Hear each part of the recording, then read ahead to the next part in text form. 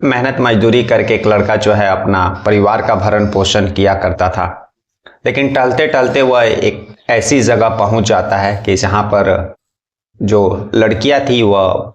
काफी सुंदर दिख रही थी और तन पर जो उन लड़कियों के कपड़े थे वह काफी छोटे थे और सज संवर कर सारी लड़कियां जो है उस जगह पर खड़ी थी और वहां से गुजरने वाले जो राहगीर थे, जो लोग थे, उन लोगों को अपनी तरफ आकर्षित करने का कोशिश कर रही थी, उन लोगों को अपने पास बुलाने का कोशिश कर रही थी, उन लोगों के साथ जो है समय बिताने का कोशिश कर रही थी। लेकिन जब वो लड़का का भी नज़र उस उन लड़कियों पर पड़ता है तो वह भी देख करके आकर्षित हो जाता है और वह लड़का फिर उन लड़कियों के नज़दीक जाता है और फिर वह लड़का जो है उन लड़कियों के नज़दीक जाता है और उन लड़कियों में से एक लड़की को पसंद करने का अभी कोशिश ही कर रहा था, देख ही रहा था, तभी एक लड़की का एंट्री होता और जब उस लड़की का एंट्री होता और उसका नज़र उस लड़की पर पड़ता है तो वह आश्चर्य और हैरान हो जाता और फिर उस लड़की का भी नज़र उस लड़के पर पड़ता है तो वह लड़की भी हैरान और परेशान हो जाती है और उसके बाद वह लड़का जो है उसी लड़की के साथ जाने का इच्छा जाहिर करता है और इच्छा जाहिर करने के बाद एक तय रकम पेड करने के बाद देने के बाद वह जो है उस लड़की को लेकर के कमरे में जाता और जैसे ही उस कमरे में उस लड़की के साथ घुसता है तो वह लड़की दरवाज़ा बंद कर देती है और उस लड़के के कंधे पर माथा रख करके रोने लगती है और यह कहने लगती है कि भैया मुझे यहाँ से बचाओ, मैं यहाँ 6 महीने से जो है नरक की ज़िंदगी बिता रही हूँ। नमस्कार, मैं हरेंद्र और आज आप इस क्राइम स्टोरीज में ऐसे ही एक सच्ची कहानी सुन रहे हैं। दरअसल एक लड़का पश्चिम बंगाल के 24 परगना में रहने वाला था, लेकिन काम के रोजगार के कारण वह जो है उत्तर प्रदेश का मुजफ्फरपुर नगर पहुंचता और वहां पर एक जगह वह काम करने लगता है। और एक दिन जो है 2 दिसंबर 2017 को उस लड़के का जो मालिक रहता है उसको सराफा बाजार एक निश्चित दुकान पर कुछ सामान लाने के लिए भेजता है और 2 दिसंबर का दिन रहता है और वह उस सराफा बाजार जाने के लिए कबाड़ी एक बाजार आता है और उस बाजार से जो है गुजरना पड़ता है और जब वो उस बाजार से गुजर रहा था तभी उसका नज़र जो है उन लड़कियों पर पड़ता है, उस मकान पर पड़ता है जहां पर मकान के बाहर जो है लड़कियां तन पर काफ़ी छोटे छोटे कपड़े पहने हुए और काफ़ी सुंदर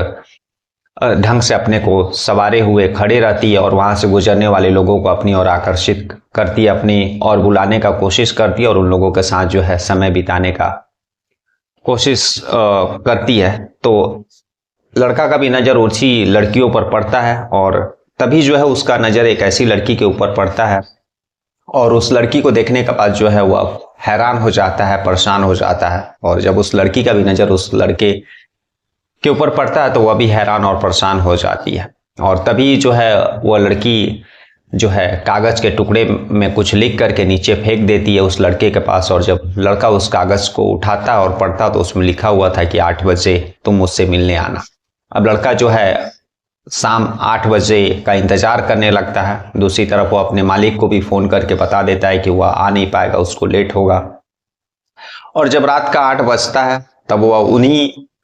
उसी जगह उसी मकान में पहुंचता और सीढ़ी के रास्ते जो है ऊपर उस मकान में उस रूम में पहुंचता जहां पर वो लड़कियां खड़ा रहती थी और सुबह में जिस समय उसने उस लड़की को देखा था। जब वह वहां पहुंचता है और चारों तरफ जो लड़कियां रहती है अंदर घुसता है तो एक वहां पर उन सारी लड़कियों की हेड मालकिन रहती है और जो है उन्हीं लड़कियों में से वह उसकी निगाहें जो है उस लड़की को खोजने लगती है जिसने सुबह में उसको कागज के टुकड़े में लिख करके 8 बजे मिलने के लिए बुलाया था। और इतना भी सब चल ही रहा था तभी उस लड़की का एंट्री होता और जब वो लड़की वहां पहुंचती है दोनों एक दूसरे को देखकर हैरान परेशान होते हैं। उसके बाद लड़का जो है उसी लड़की के साथ रूम में जाने का इच्छा जाहिर करता है। तय रकम जो है अदा करने के बाद जो है लड़की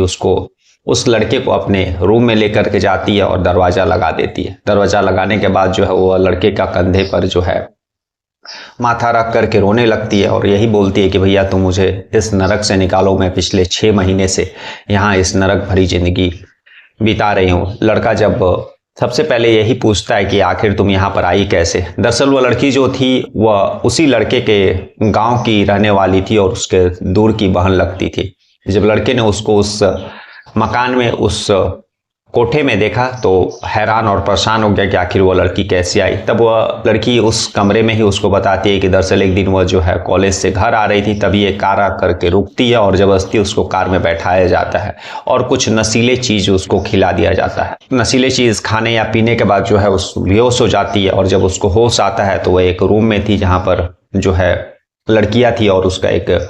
मालकिन थी जो उसको हुक्म देती थी और धीरे धीरे जो है वहीं पर वह रहने लगी। वहां से बाहर निकलने का कोई रास्ता नहीं था और यह सारा चीज जो है रूम में उस लड़की उस भाई बहन के बीच में जब बातचीत चल रहा था तभी जो है दरवाजा पर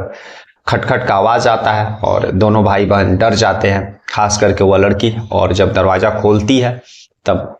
उसी लड़की के उन्हीं लोगों में से एक लड़की जो है अंदर आती है और जो अंदर आने के बाद जो वह दृश्य देखती है तो वह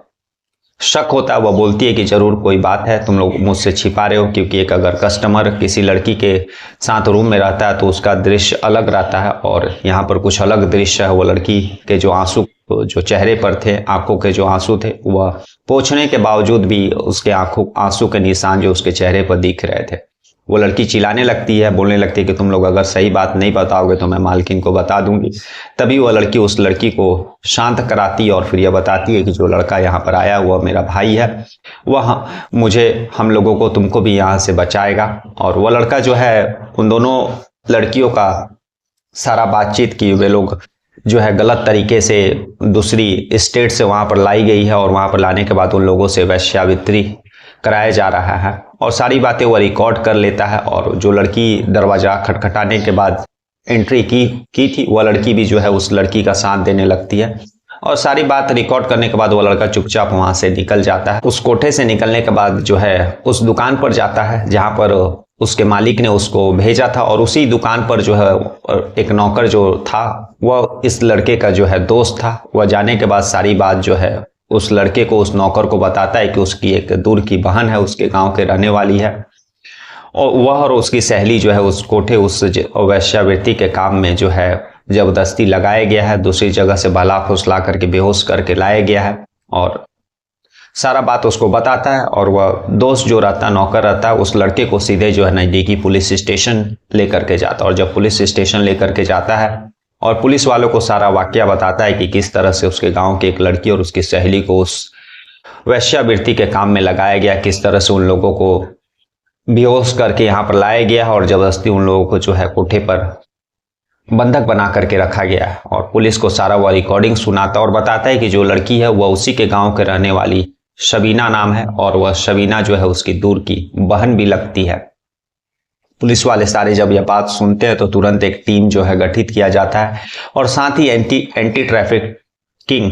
टीम जो रहती है, जो इस तरह का मानव तस्कर जबरदस्ती इस तरह के काम में जिन लड़कियों को लगाया तो उन लोगों को रेस्क्यू कराती है, उस टीम को भी इन्फॉर्म किया जाता है और पुलिस और उस एंटी ह्यूमन ट्रैफिकिंग टीम दोनों ज्वाइंट में मिल करके वहां पर उस कोठे में उस वेश्यावृत्ति जहां पर चल रहा था वहां पर रेड करते हैं और रेड करने के बाद जो है जितनी, ना केवल उस सबीना बल्कि उसके साथ जितनी भी इस तरह की लड़कियां थी जो देश के अलग अलग स्टेट से बला फुसला करके जबरदस्ती करके वहां पर लाई गई थी और उन लोगों से जो वहां पर बंधक बना करके इस तरह का गलत काम कराया जा रहा था, उन सारे लड़कियों को, लगभग 200 लड़कियों को वहां से रिलीज कराया गया था और उसमें से एक सबीना थी। और उसके बाद वहां से सारे लड़कियों को रिलीज कराने के बाद जिस स्टेट से जहां से वे लोग आई थी उन लोगों को वहां पर भेज दिया जाता है और साथ ही सबीना को जो है वहां से रिलीज कराने के बाद, वहां से छुड़वाने के बाद जो है उसको अपने गांव माता पिता से भी बात कराया जाता है और फिर जो है ट्रेन में बैठा करके बाकायदा सुरक्षित उसको अपने उसके गांव पर भी जो है भेज दिया जाता है। तो आज की कहानी यही थी कि एक लड़की जिसके कारण ना जाने कितनी लड़कियां, जिसको अलग अलग देश के स्टेट से, राज्यों से, शहरों से बला फुसला करके गलत तरीके से ला करके बंधक बना करके इस तरह के वेश्यावृत्तियों का काम कराया जा रहा था, लेकिन एक लड़की की सूझबूझ से और साथ ही उसका जो मुंह बोला भाई था उस लड़के का सूझबूझ से सैकड़ों लड़कियों का जो है जान बच सका, उस नरक से निकल सकी। तो कल हम लोग फिर ऐसी किसी कहानी के साथ मिलेंगे, तब तक के लिए नमस्कार, जय हिंद, जय